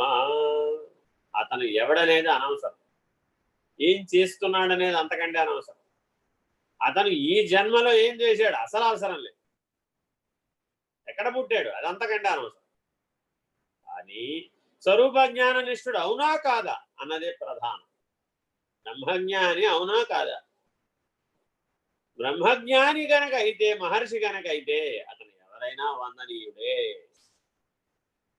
అతని వయస్సు కానీ, అతని వర్ణం కానీ, అతని జాతి కానీ, అతని యొక్క వ్యవహారం కానీ, అతని యొక్క ఆశ్రమం కానీ లెక్క వేయని అవసరం లేదు, గణుతించని అవసరం లేదు.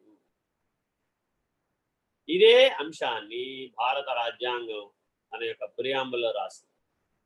ఈ సూత్రాన్ని no caste, no creed, no gender, స్త్రీలా పురుషుల బ్రహ్మజ్ఞానానికి ఎవరు అర్హులండి? All are eligible. కర్మకాండలో ఈ కర్మ చేయడానికి స్త్రీలు ఎలిజిబుల్ కాదు, ఈ కర్మ చేయడానికి పురుషులు ఎలిజిబుల్ కాదు అని నియమాలు. కానీ జ్ఞాన మార్గంలో స్వరూప జ్ఞాన నిష్టకి అందరు ఎలిజిబుల్. స్వబుద్ధి అందరికీ ఒకటే, స్వరూప జ్ఞానం కూడా ఒకటే. ఈ బుద్ధి చైతన్య స్థితిలో పరిణామం చెందడం, లయం అవ్వడం, ప్రజ్ఞగా మారటం, సత్ చైతన్యము, ప్రకాశము, జ్ఞానము, ఆనందము అనేటటువంటి బ్రాహ్మీభూత స్థితి, ఈ 5 లక్షణాలను మాత్రమే గుర్తిస్తూ ఉండేటటువంటి బ్రాహ్మీభూత స్థితి, సకల భ్రాంతులను నివర్తించేటటువంటి పద్ధతి. నాకు ఇన్ని ఆశ్రమాలు ఉన్నాయండి, నాకు అంతమంది శిష్యులు ఉన్నారండి, నేను ఎంతమందికి పాఠం చెప్పానంటారు? 30 సంవత్సరాలు పాఠం చెప్పానండి మా స్కూల్లో. బోల్డ్ మంది వెళ్ళిపోయారు, ప్రతి సంవత్సరం 50 మంది చొప్పున. 30 సంవత్సరాలంటే ఎంతమంది? బోల్డ్ మంది 10th క్లాస్ పిల్లలు చదువుకున్నారు. అబ్బో 6వ క్లాస్ నుంచి 10వ క్లాస్ వరకు బోల్డ్ మందికి పాఠం చెప్పాను.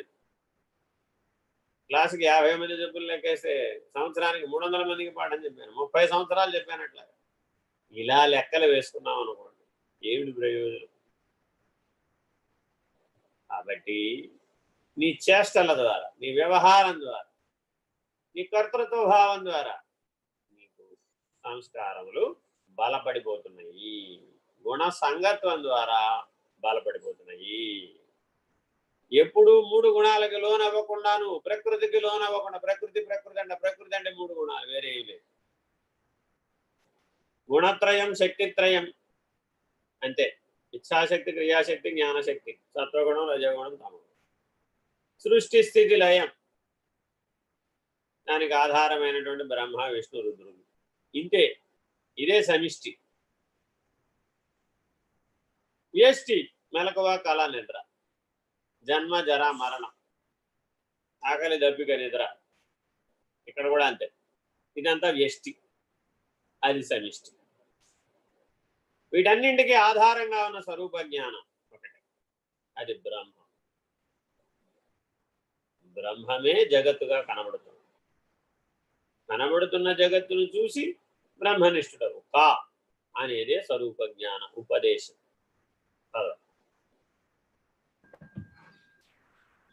దేని జ్ఞానము చేత మనము సకలమును గాంచుచున్నామో అది ఏ ఆత్మ. మళ్ళా చదువు. దేని జ్ఞానము చేత మనము సకలమును గాంచుచున్నామో అది ఏ ఆత్మ. అది కన్ను చూడడానికి ఏది సహాయం చేస్తుందో, ఏది ఆధారంగా ఉందో అది ఆత్మ. సర్వేంద్రియాణం నయనం ప్రధానం అన్నాం మనం. కానీ కన్ను చూస్తుందా? దాని అర్థం నయనం ప్రధానం అంటే కన్ను ప్రధానం అని కాదు, దృష్టి ప్రధానం. దృష్టి దేని వల్ల కలిగిందో, ఏ ఆధార స్థితి వల్ల కలిగిందో, ఎవరుంటే అన్నీ పని చేస్తున్నాయో, ఎవడు లేకపోతే ఇవేమీ పని చేయడం లేదు, స ఆత్మ, అది ఆత్మ.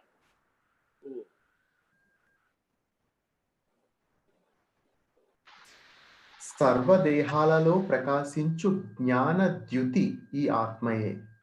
ద్యుతి అంటే ప్రకాశం, ఇది గుర్తుపెట్టుకో. ద్యోతకము అంటే ప్రకాశమునందు కనబడింది. వాడికి ఇప్పుడు ద్యోతకం అయిందండి, అంతకుముందు తెలియదు, ఇప్పుడు తెలిసింది. తెలియకపోవటం అజ్ఞ, తెలియుట జ్ఞ. ద్యోతకం అన్న శబ్దం ఇది. ద్యుతి, ద్యోతకము. ఈ సృష్టి యందు ప్రకాశించే సకలము కూడా నేనే అన్నాడు విభూతి. ప్రకాశమే నేను. ఏది ప్రకాశిస్తున్నట్టు కనబడ్డా అది నా ప్రభావం వల్ల కనబడుతోంది. నా అంటే అక్కడ పరమేశ్వరుడు, పరమాత్మ, సగుణ సాకార పరమాత్మ. అక్కడ ఏమంటే బంగారం ప్రకాశిస్తుందండి, సగుణ సాకార పరమాత్మ. వంకాయ ప్రకాశిస్తుందండి, సగుణ సాకార పరమాత్మ. ఈ శరీరం ప్రకాశిస్తూ కనబడుతుందండి, జీవ చైతన్యంతో, సగుణ సాకార పరమాత్మ. ఇందులో నుంచి ఆ చైతన్యం తప్పుకుంది. ఏమైపోయింది? వంకాయలు 4 రోజులు అయిపోయింది కోసి, వడిలిపోయినాయి, పేలవంగా మారిపోయినాయి. ఇక తర్వాత క్షయం, వాడంతా అవే క్షయించిపోతుంది. ఒకసారి వడిలిపోయి ముడతలు పడిపోయి ఆ ప్రకాశం దాంట్లో హీనమైపోయినప్పుడు వంకాయ చూడండి ఎట్లా కనబడుతుంది. అలాగే మానవ శరీరం కూడా అంతే. ఇది కూడా వంకాయ లాంటిది. చైతన్యం తప్పుకోగానే ఇది కూడా వడలిపోయి, కుంగిపోయి, కృషించిపోయి, ముడుచుకుపోయి, అపక్షీయతే విపరిణమతే, షడ్వికారానికి లోనై కొంతకాలానికి లేకుండా పోయింది. అంతే, వేరే ఏం లేదు. ఇంత చిన్న విషయానికి ఓ బుర్ర బద్దలు కొట్టేసుకుంటాడు మానవుడు. ఇప్పుడు ఆరోగ్యం ఉన్న ప్రపంచం వైపరీత్య ప్రపంచంగా మారిపోయింది. ఆరోగ్యం గురించి అసలు భూమండలం అంతా ఒకటే క్లాసుల మీద క్లాసులే, హెల్త్ ఎడ్యుకేషన్.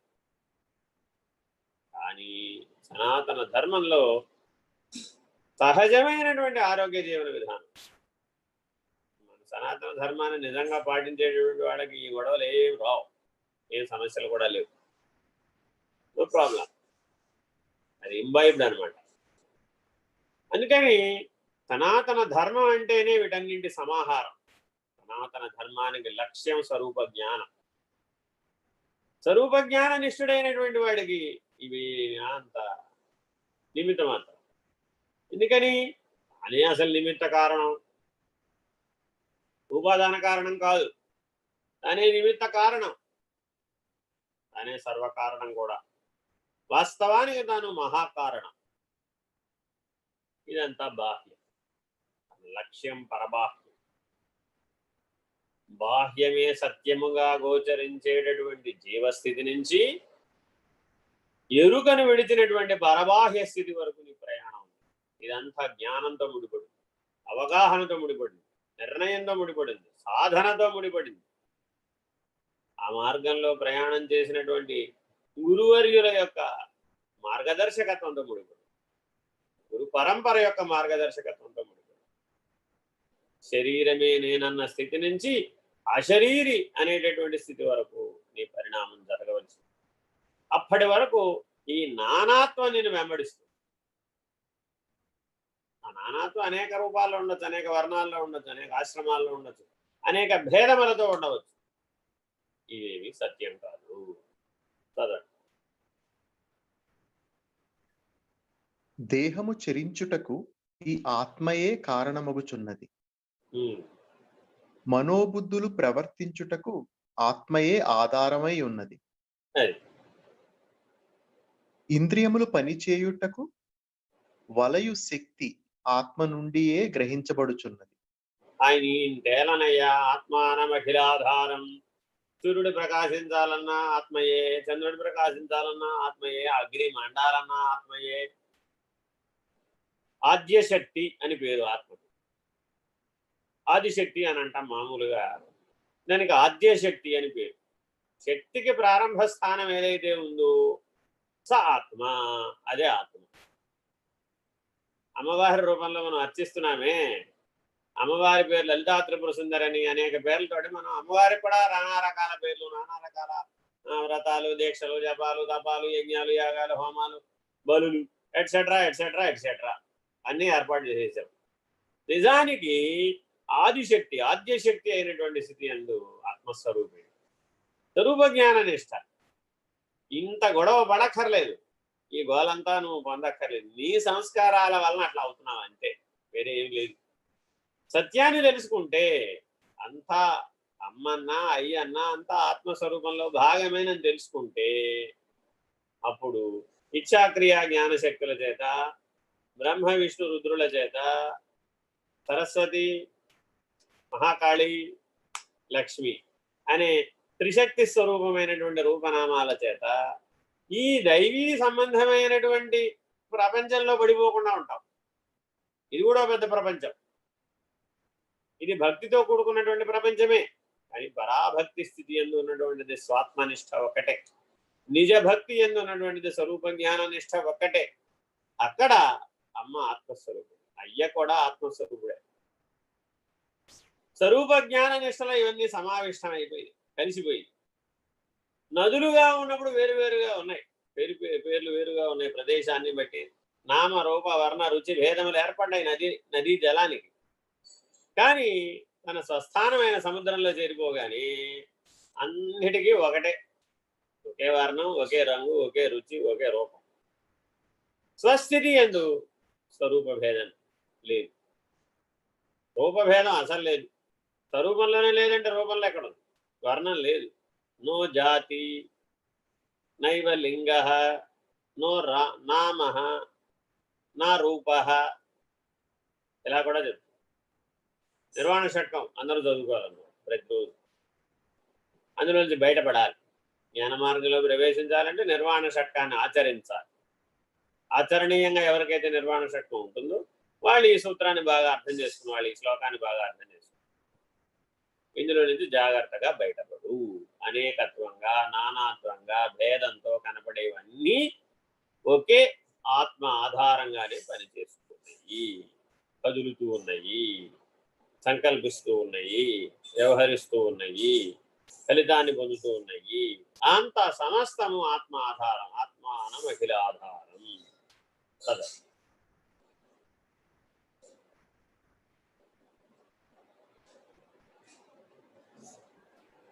ఎవరు ఏ విధమైన ఆలోచన సాగించినా దానికి కారణమైన శక్తి ఆత్మయే అయి ఉన్నది.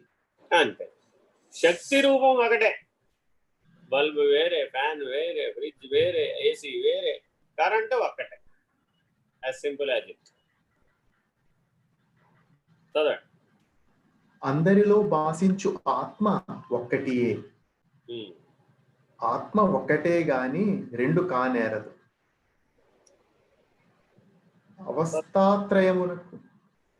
అవస్థాత్రయమునకు సాక్షి అయి జాగ్రత్త స్వప్న సుషుప్తి అవస్థలలో జరుగు సమస్తమును గ్రహించునది అయి ఉన్నది. అది ఏది గ్రహించడం అంటే అక్కడ గుర్తించడం. దేని గుర్తించినా స్వరూప జ్ఞానం వల్లనే గుర్తిస్తావు. గుర్తించడం అనే శక్తి, conscious, I'm conscious about it. Doctor గారి దగ్గరికి వెళ్ళామనుకోండి, నువ్వు తెలివిలో ఉన్నావా లేదా అనేది చూస్తాడనమాట. Are you conscious or not? Unconscious అన్నారు అనుకోండి, ఇంకా అప్పుడు చూస్తాడు ఇక వై యు ఆర్ అన్కాన్షియస్. మొట్టమొదటి ఏం చూస్తాడు? ఉప్పు పంచదార సరిగ్గా ఉన్నాయో లేదో చూస్తాడు. మానవ జీవితం ఈ రెండింటి మీదే ఆధారపడదు, ఉప్పు పంచదార, వేరే ఏమి లేదు. ఇవి సరిగ్గా లేవు అనుకోండి, ఎలక్ట్రోలైట్స్ సరిగ్గా లేవు, వెంటనే ఉప్పు పంచదార పెడతాడు, సలైన్ పెట్టేయంగానే లైఫ్ లైన్, మనం ప్రాణం పనిచేయడం మొదలు పెడుతుంది. ఈ శరీరం చూడండి ఎంత పెద్దగా, ఎన్ని రూపాలలో కనపడ్డా, ఎన్ని నామాలలో కనపడ్డా, ఎన్ని వ్యవహార భేదాల్లో కనపడ్డా, ఐసీలోకి వెళ్ళగానే తెలిసిపోతుంది మన సంగతి. మనం అందరం కూడా ఉప్పు పంచదార మీద ఆధారపడ్డాం. అంతే. నిజానికి భౌతికంగా ఎన్నో పదార్థాలని తింటున్నామని మనం అనుకుంటున్నాం, కానీ వాటి అన్నింటిలో ఉన్నది ఏమిటంటే ఉప్పు పంచదారే. రూపాంతరాలుగా, నామాంతరాలుగా కనబడుతున్న పదార్థాలు. అలాగే ఆత్మ అనేటటువంటి శక్తికి ఆది అయినటువంటి స్థితి ఎందున్న ఆత్మ అనేక శక్తి రూపాలలో కనపడవచ్చు. ఒకటి గురుత్వాకర్షణ శక్తిగా కనబడవచ్చు, ఒకటి విద్యుత్ శక్తిగా కనబడవచ్చు, ఒకటి అయస్కాంత శక్తిగా కనబడవచ్చు, ఒకటి విద్యుత్ అయస్కాంత శక్తిగా కనబడవచ్చు, ఒకటి శబ్ద శక్తిగా కనబడవచ్చు, ఒకటి ప్రకాశ శక్తిగా కనబడవచ్చు, ఒకటి జలంలో ఉన్నటువంటి ద్రావక శక్తిగా కనబడవచ్చు, భూమిలో ఉన్నటువంటి కఠినమైనటువంటి పదార్థ నియమంగా, గుణంగా కనబడవచ్చు. గుణధర్మం, శక్తి భేదం ఉండవచ్చు. అవన్నీ ఆత్మ అన్న ఒకే ఒక లక్షణంలో, ఒకే ఒక శక్తిలో, ఒకే ఒక సాక్షిత్వంలో, ఒకే ఒక జ్ఞానంలో, ఒకే ఒక అంశంలో అంశీభూతమై ఉన్నవి. హరి ఓం. శ్రీ గురుభ్యో నమః. హరి ఓం. పూర్ణమదః పూర్ణమిదం పూర్ణాత్ పూర్ణముదచ్యతే పూర్ణస్య పూర్ణమాదాయ పూర్ణమేవావశిష్యతే. ఓం తత్సత్. శాంతి శాంతి శాంతి. హరి ఓం. శ్రీ గురుభ్యో నమః. హరి ఓం. నారాయణ సాయిరామ్ స్వామి. అందరికి నమస్కారం. నమస్కారం సార్.